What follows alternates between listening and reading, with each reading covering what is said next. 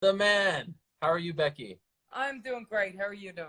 I'm doing great. I totally messed that up at the beginning. No one could hear me, but now you can hear me just fine, yes? Now I can hear you just fine.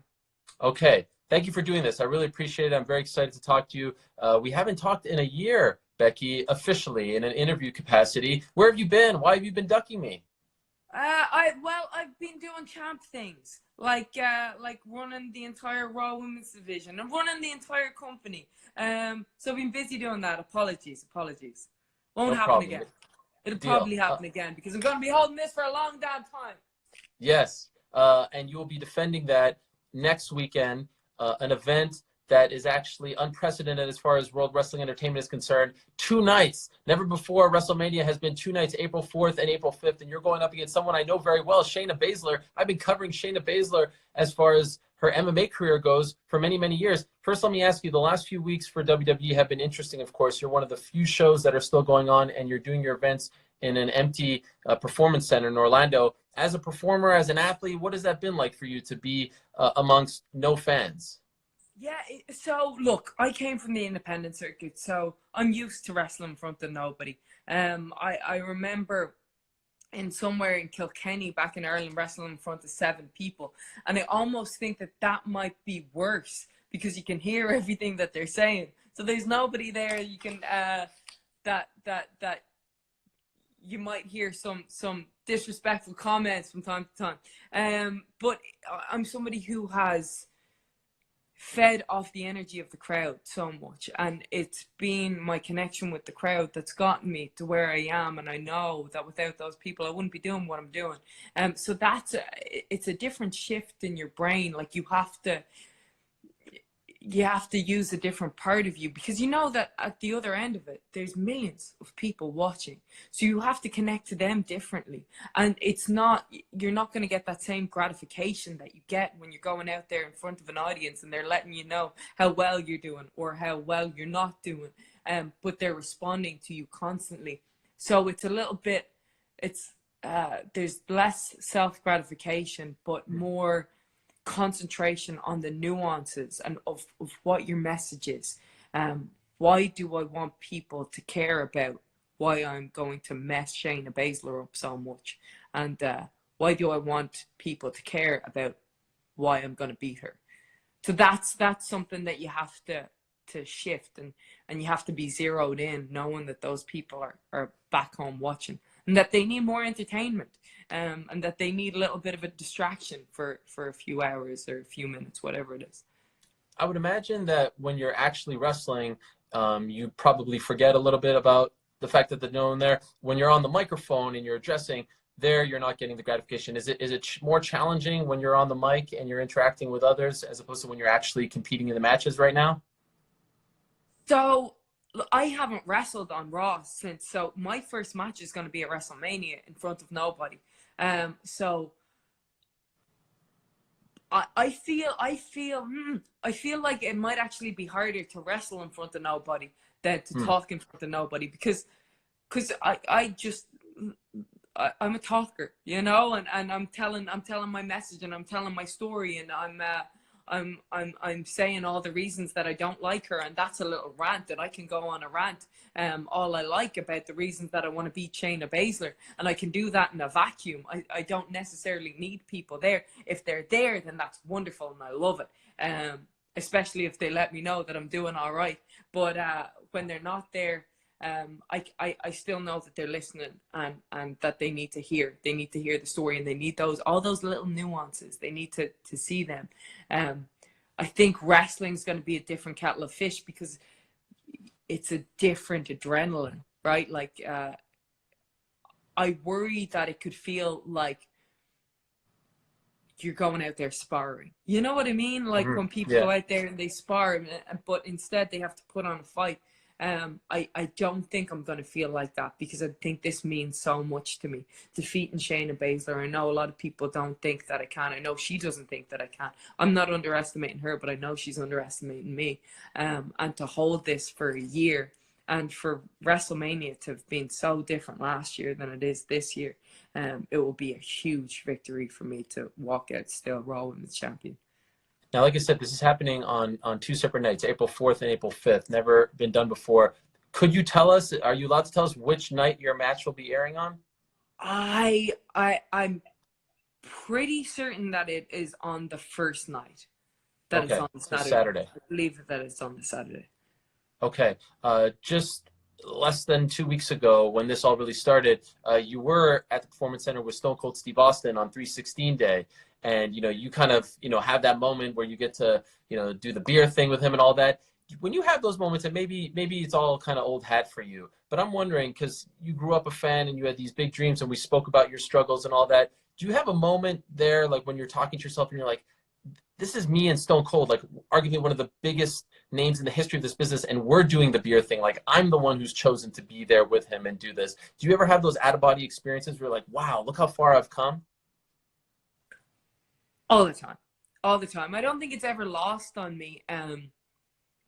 Just the interactions I've gotten to have and the things that I've gotten to do and the people that I get to do them with. It's so sometimes you're always going. You don't get to sit back and think, okay, I came from wrestling in front of 7 people. Now I've main evented in front of 90,000 people because the next day we have to film Raw, right? Like I remember having main evented WrestleMania. I got back to my room at 3 and I was up at 5 to go do media, and Wow. then on to Raw straight on to Raw the next day. So that it never really I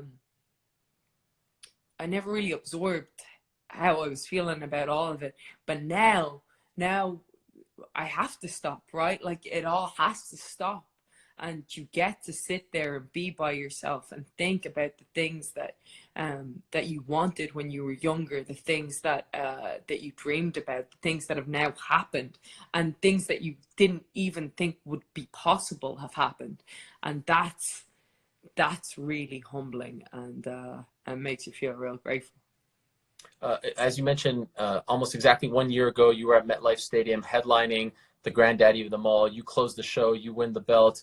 And what a great moment. I mean, the first time that women ever headlined WrestleMania, and here we are a year later, so much has changed. But I'm wondering, since we haven't talked officially since then, what was the best thing to happen that night? Like, when you're going to be old and gray sitting around with your grandchildren, when you think back to that night, that historic night, and how far you came, is there a moment, an exchange, a conversation you had afterwards that will always remain with you? I remember looking out in the crowd and seeing my dad in the front row and my brother. And so I actually, there's 2 things. So my brother's the reason that I got into wrestling in the first place. He was the one who watched it. He's the one who discovered that they were opening a wrestling school in Ireland, and that's the reason that I went down. And I remember just before the match, just before the bell rang, I looked over at him and he winked at me, and I was like, okay, this is on. And it was just. It just hit me right in the feels. And then afterwards, getting to hug my dad afterwards, and because before WrestleMania happened, I had found out that he'd been diagnosed with lung cancer, and one, I didn't think that he was going to make it to Mania, and to make it over there, and 2, we didn't think that it was curable.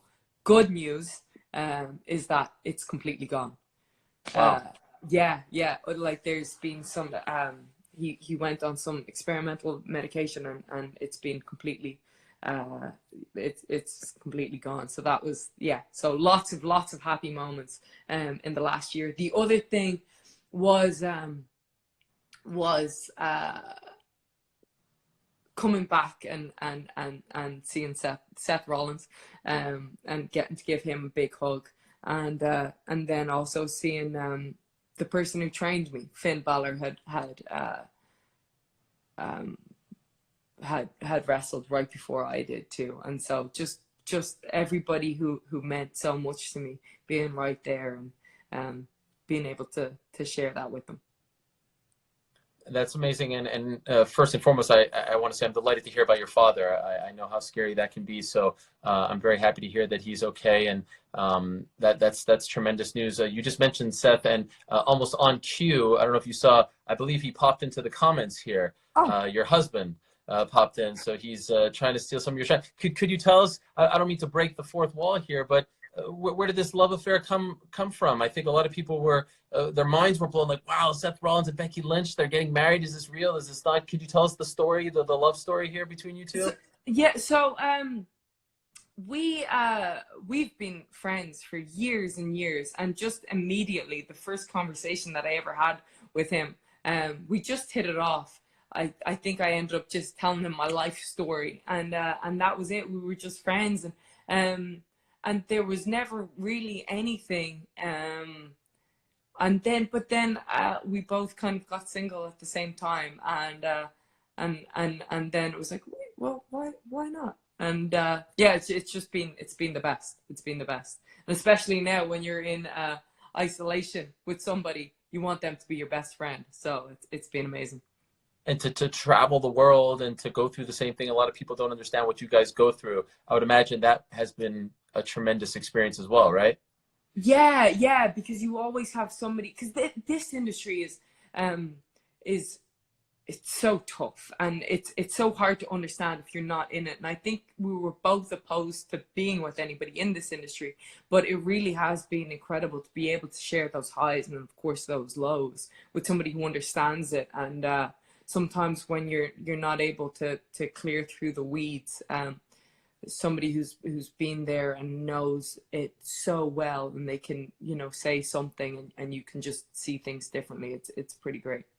Now, I've asked a lot of fighters about this, and I'm curious what your perspective is. You know, when you win the belt, when you're on top, it's a lot different when you're the challenger, right? When you're the hunted, it's different than when you're the hunter, so to speak. For you this past year, I mean, you can make the argument that you were on top before WrestleMania of last year and whatnot, but to have this, you know, sustained growth and to be on top since last year's WrestleMania, to be the champion, all that stuff, how is it different for you? Like, is there a pressure that comes with that? Is it at times immense, heavy? Is the head that wears the crown, is the famous saying? Like, do you feel different when you're the hunted as opposed to the hunter? What's that pressure like? Yeah, it is. It is a whole different pressure, because where do you go after you've main evented WrestleMania? And now your job is, you're not the underdog. And I spent my whole career being the underdog, the one who was almost there but never really could win the big one. And now I've been winning all the big ones. But then you also have to prove that it's not a flash in the pan, that I can carry this, that I can make people care no matter who the opponent is. And that is a completely different pressure. A pressure you don't feel when you're going for it. And it is one of those things that you're a hero in the chase and you're a villain in the victory a lot of the times, because everybody wants to root for you when you're going for it. And then sometimes when you get it, and then you get a lot of it, then it's like, okay, she's had enough of that. Let's give it on to somebody else. So you have to constantly be shifting and changing. Like, okay, how can I get people to care? Why is this match different? Why is this opponent different? How can I make this more engaging than the last story? And it's all just about adaptation, really. We're speaking to Becky Lynch, the Raw Women's Champion, who will be defending her title next Saturday or Sunday at WrestleMania 36, 2 nights, huge deal. Rob Gronkowski is the host of the whole shebang. And by the way, yes, WrestleMania 35 that you headlined, that we were just talking about, is going to air on ESPN next Sunday. WrestleMania 32, which you were a part of, is airing this Sunday on ESPN. So that's really cool to see ESPN and WWE coming together. Last year, you went up against Ronda Rousey, of course. Now you're up against her protege, if you will, Shayna Baszler. Honestly now, who's the better pro wrestler, Shayna or Ronda? Who took to it better in your opinion?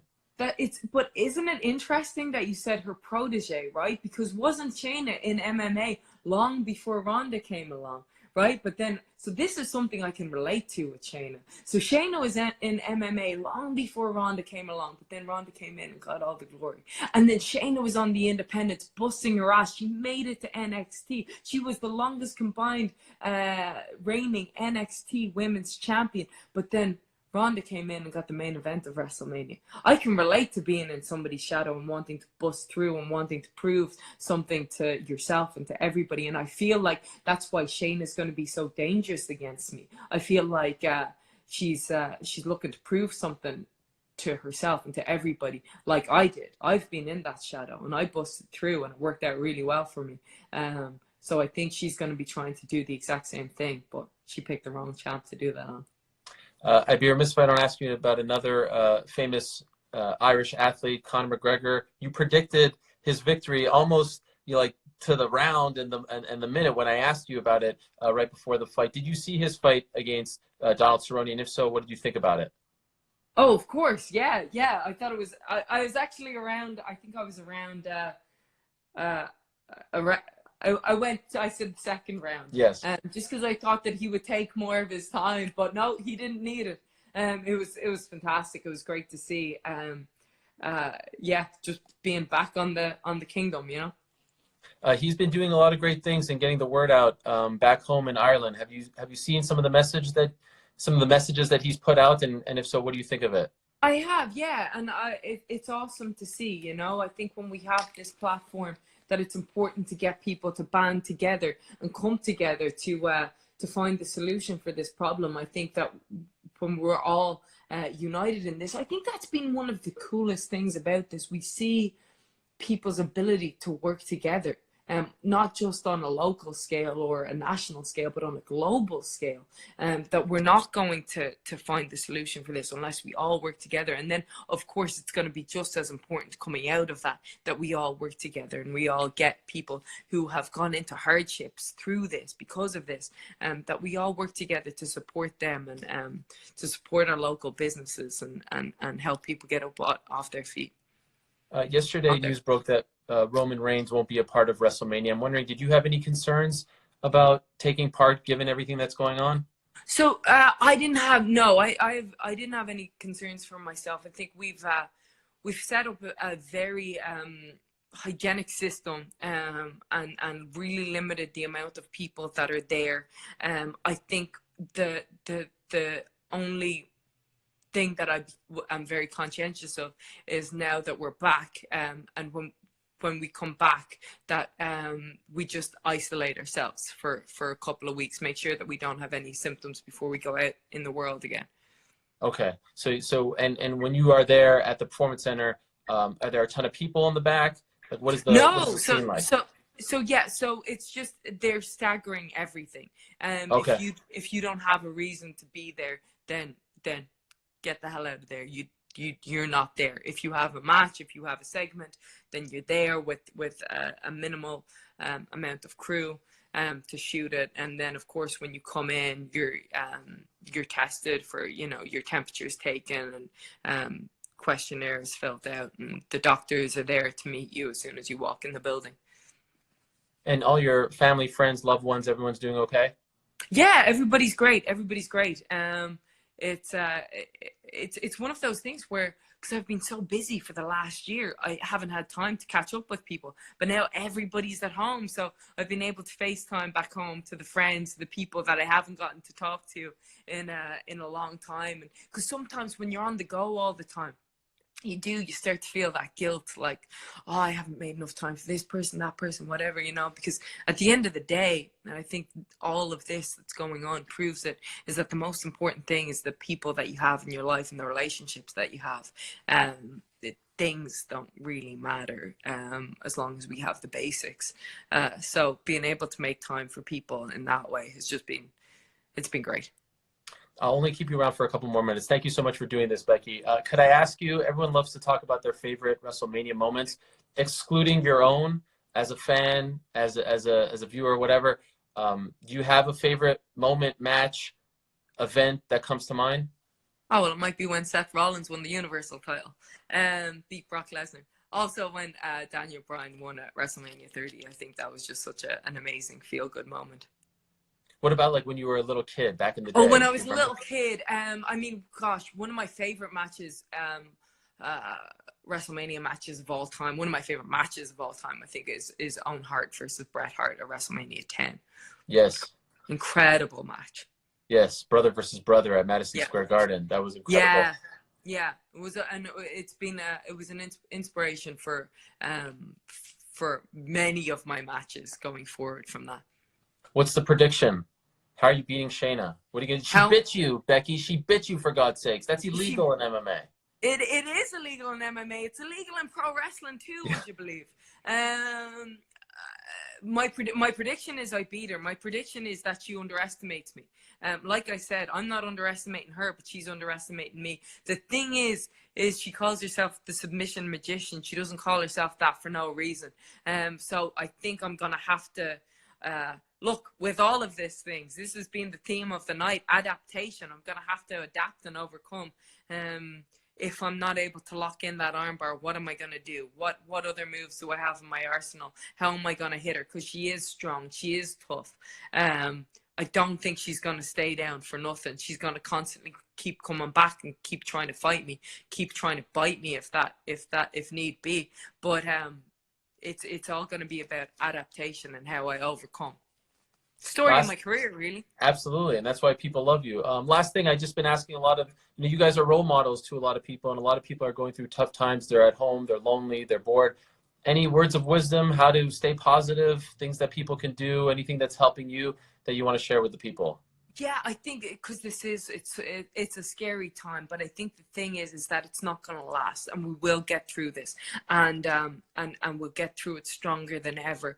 And we haven't been through anything like this, but the fact is that the whole world is working together to try and solve this problem, and that we will if we can continue to do that, then God, anything's possible. Maybe the world is going to look like an even better place when we get out of this. I think we just have to stay hopeful, keep the faith, and concentrate on the good things that we have. If we have the people that we care about, the people that we love, if we can take time to do the things that we were never able to do before because we were so busy in the hustle and the grind, and now we can sit back and relax and be with just ourselves. And maybe we can start getting a little bit fitter if we weren't fitter before. We can start cooking if we didn't cook for ourselves before. We can learn new skills. There's so many things on YouTube.